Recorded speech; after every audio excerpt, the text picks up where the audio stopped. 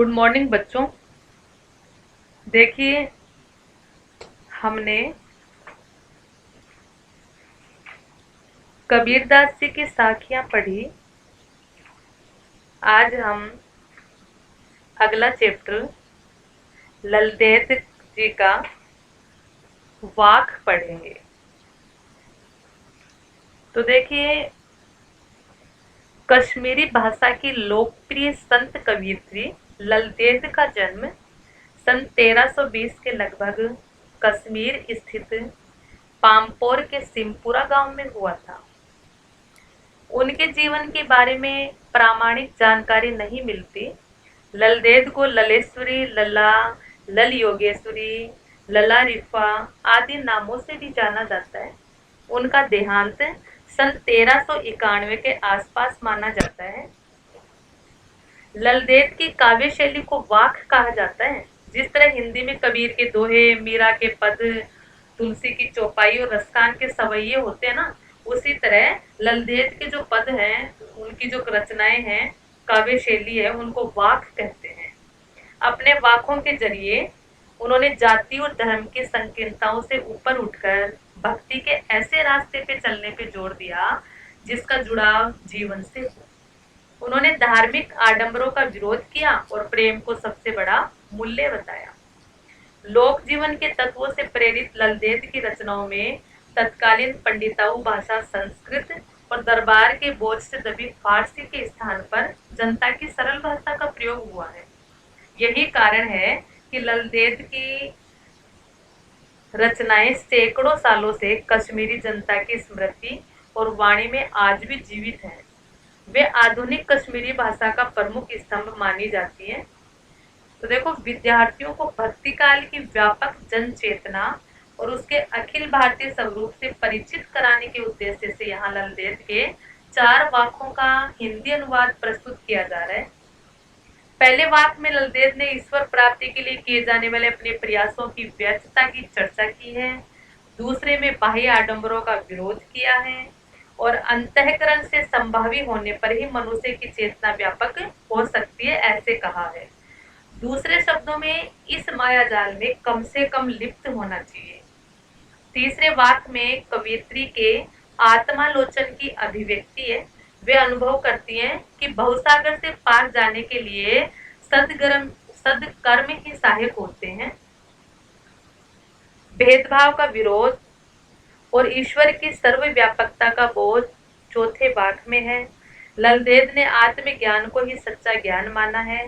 प्रस्तुत वाकों का अनुवाद मीराकांत ने किया है। तो देखो बच्चों, वाक।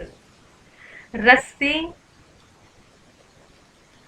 रस्सी कच्चे धागे की खींच रही मैं नाव, रस्सी कच्चे धागे की खींच रही मैं नाव, जाने कब सुन मेरी पुकार, कर देवे भवसागर पार।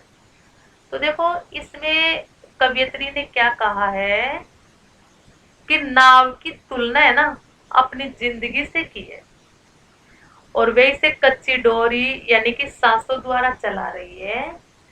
वे इस इंतजार में अपनी जिंदगी काट रही है कि रस्सी कच्चे धागे की खींच रही मैं नाव, कि जो मेरी कच्चे धागे की रस्सी है यानी कि कच्ची डोरी यानी कि सांसों द्वारा जो चल रही है, वह इस इंतजार में अपनी जिंदगी काट रही है कि कभी प्रभु उनकी पुकार सुने, उन्हें इस जिंदगी से पार करेंगे। जाने कब सुने मेरी पुकार, की प्रभु जाने मेरी कब पुकार सुनेंगे और मुझे इस संसार रूपी सागर से पार करेंगे। पानी टपके कच्चे सकोरे, व्यर्थ प्रयास हो रहे मेरे, जी में उठती रह रहे हुक, घर जाने की चाह है घेरे। तो देखिए बच्चों, अब इसमें कवयित्री क्या कह रही हैं, उन्होंने अपने शरीर की तुलना मिट्टी के कच्चे ढांचे से करते हुए कहा है कि उसे नित्य पानी टपक रहा है, यानी कि प्रत्येक दिन उनकी उम्र कम होती जा रही है। उनके प्रभु मिलन के लिए किए गए सारे प्रयास व्यर्थ होते जा रहे हैं। पानी टपके कच्चे सकोरे, व्यर्थ प्रयास हो रहे मेरे, कि प्रभु से मिलने के जितने भी प्रयास मैंने किए सारे बेकार हो रहे हैं। और जी में उठती रह रहे हुक, कि मेरे को भगवान से मिलने की, प्रभु से मिलने की व्याकुलता मेरे मन में बढ़ती जा रही है। असफलता प्राप्त होने से कवियत्री को ग्लानि हो रही है और घर जाने की चाह है घेरे, उन्हें प्रभु की शरण में जाने की चाहत घेरे हुई है। ये हो गया अपना फर्स्ट पद। अब दूसरी वाक देखो बच्चों, खा खाकर कुछ पाएगा नहीं, न खाकर बनेगा अहंकारी, सम खा तभी होगा समभावी, खुलेगी सांकल बंद द्वार की।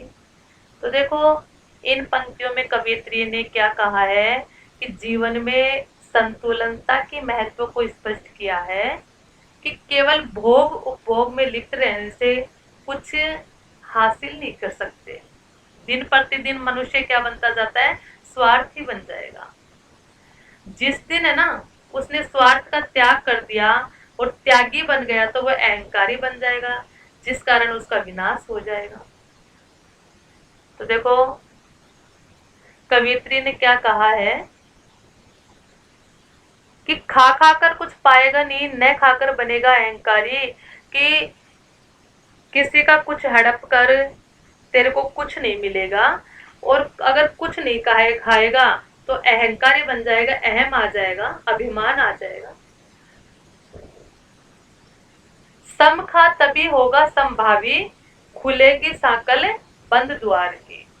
अब देखो इन पंक्तियों में कवियत्री ने क्या कहा है कि संतुलन पे जोर डालते हुए कहा है कि न तो व्यक्ति को ज्यादा भोग करना चाहिए, न ज्यादा त्याग करना चाहिए, दोनों को बराबर मात्रा में रखना चाहिए। समभाव, सम खा कि समान खा, समान रख, समभाव उत्पन्न होगा ना, इस कारण हमारे हृदय में क्या आएगी, उदारता आएगी और हम अपने पराये से उठकर खुलेंगे साकल बंद द्वार के, हमारे हृदय के जो द्वार हैं समस्त संसार के लिए खुल जाएंगे।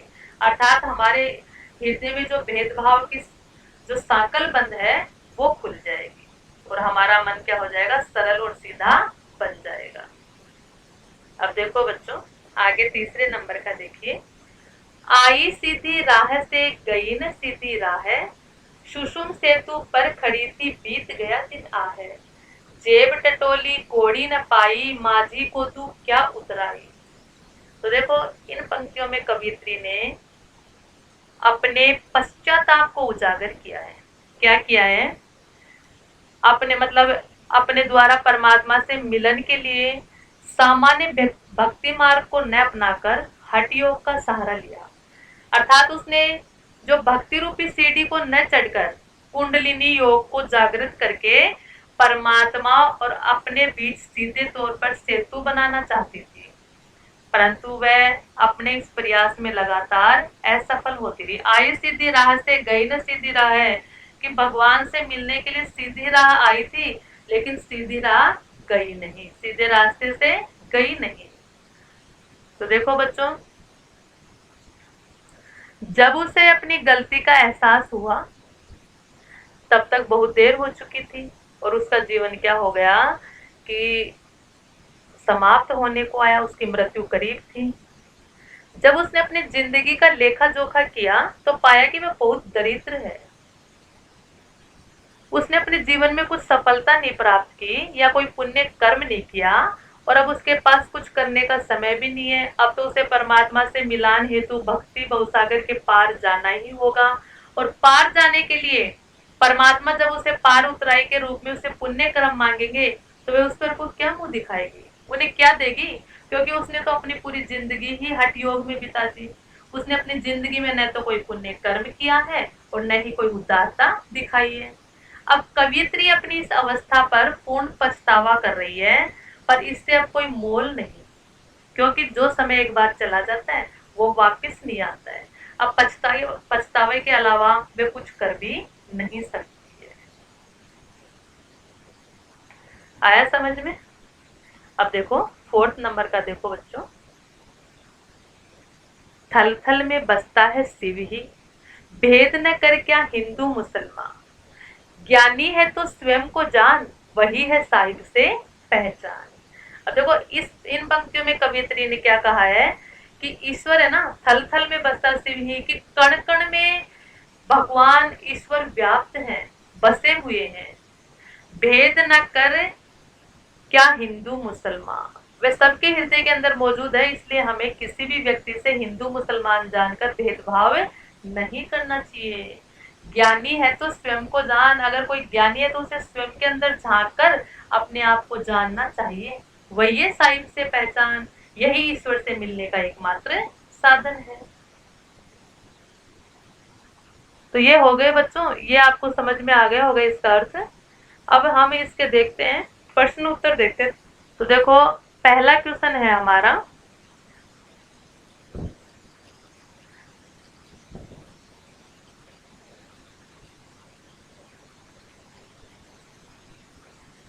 रस्सी यहाँ किसके लिए प्रयुक्त हुआ है और वह कैसी है।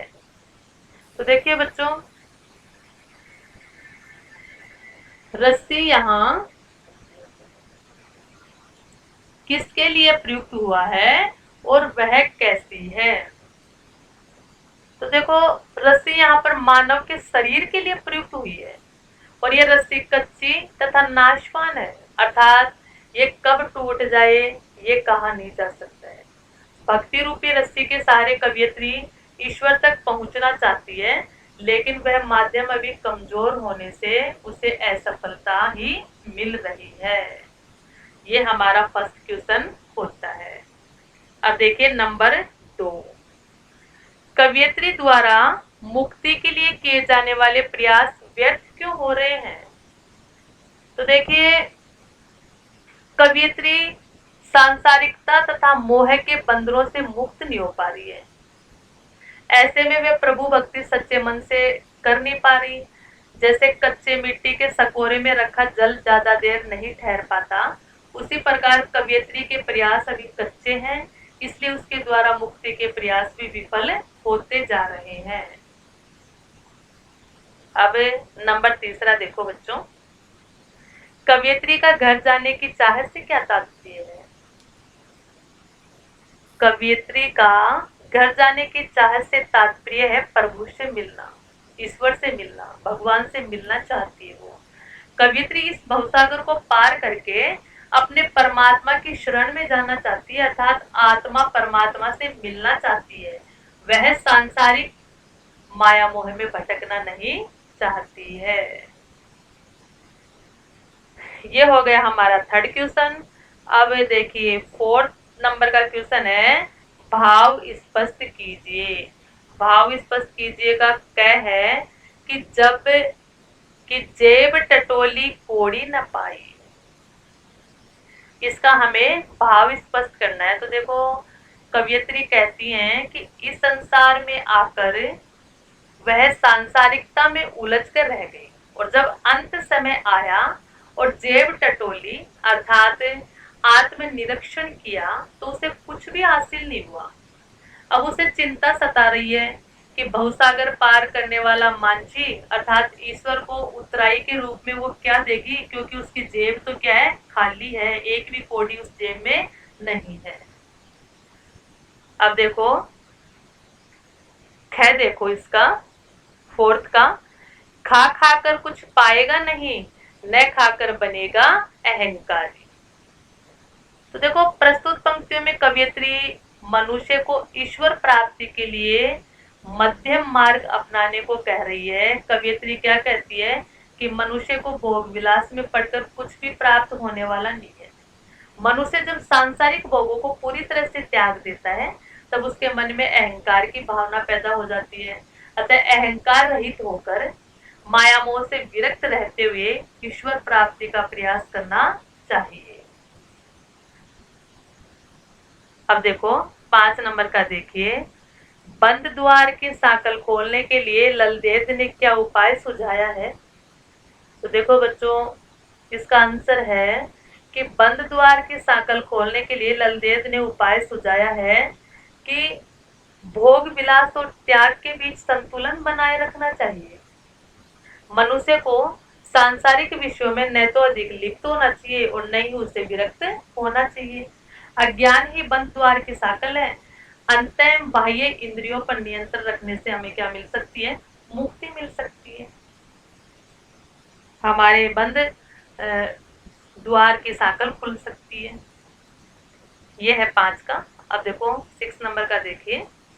ईश्वर प्राप्ति के लिए बहुत से साधक हठ योग जैसी कठिन साधना भी करते हैं, लेकिन उससे भी लक्ष्य प्राप्ति नहीं होती।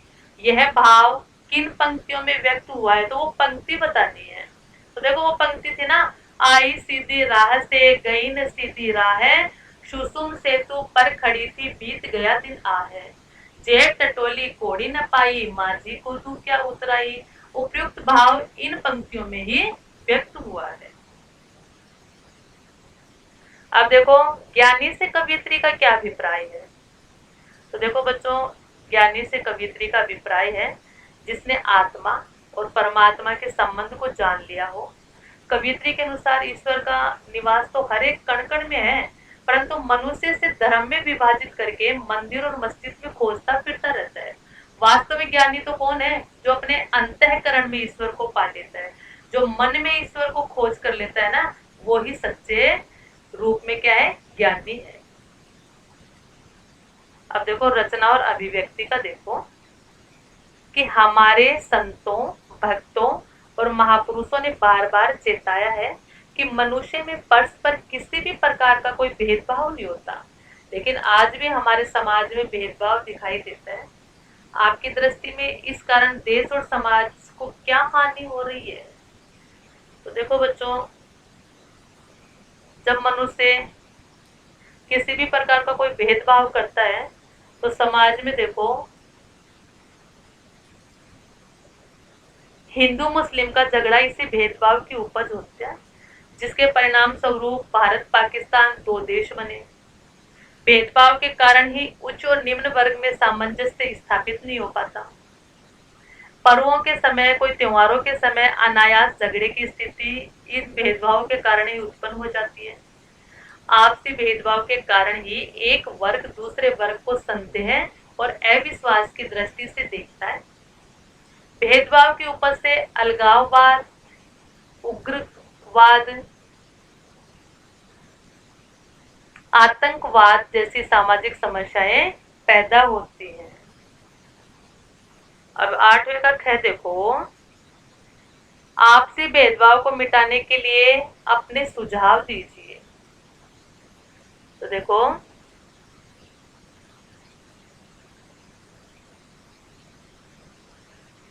आपसे भेदभाव को मिटाने के लिए सबसे पहले उन बातों की चर्चा ही नहीं करें जिससे भेदभाव उत्पन्न होता है, उपजता है। सरकार अपनी नीतियों के द्वारा आपसे भेदभाव को बढ़ावा न दे। राजनीतिक दल अपनी स्वार्थ पूर्ति के लिए लोगों की धार्मिक भावनाओं का सहारा न ले। नौकरियों, शिक्षा तथा अन्य किसी भी सरकारी योजनाओं में आरक्षण को बढ़ावा न देकर योग्यता को आधार बनाना चाहिए। स्कूली पाठ्यक्रम भी एकता समता पर आधारित हो, तभी ये आपसी भेदभाव मिट सकते हैं। तो बच्चों, ये आपका चैप्टर और ये आपके क्वेश्चन आंसर पूरे होते हैं। बाकी का हम अगले वीडियो में देखेंगे। जय हिंद, जय भारत।